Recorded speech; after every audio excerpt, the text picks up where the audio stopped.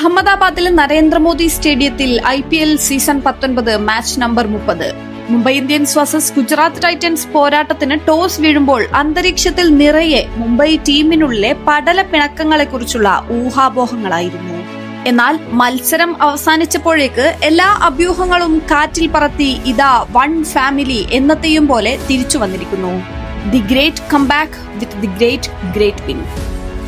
Toss നേടി fielding തെരഞ്ഞെടുത്ത GT captain Shubman ഗില്ലിനെ ശരിവെക്കുന്നതായിരുന്നു മുംബൈയുടെ തുടക്കം. രണ്ടാം ഓവറിൽ തന്നെ കാഗിസോ റബാഡയുടെ പന്ത് ദാനിഷ് മൽവാർ എന്ന യുവതാരത്തിന്റെ വിക്കറ്റ് തെറിപ്പിക്കുന്നു. തൊട്ടടുത്ത ഓവറുകളിൽ ഡീകോക്കിനെയും സൂര്യകുമാർ യാദവിനെയും മടക്കി റബാഡ വൻ പ്രഹരമേൽപ്പിക്കുന്നു. സൂര്യയുടെ കുറ്റി തെറിപ്പിച്ച 152 km/h വേഗതയിൽ വന്ന പന്ത് ഈ സീസണിലെ തന്നെ ഏറ്റവും മികച്ച പന്തായി രജിസ്റ്റർ ചെയ്യപ്പെടുന്നു. അവിടെ നിന്നാണ് നമാൻധീറിനെയും ഹർദിക്കിനെയും കൂട്ടുപിടിച്ച് തിലക് രക്ഷാപ്രവർത്തനം നടത്തുന്നത്.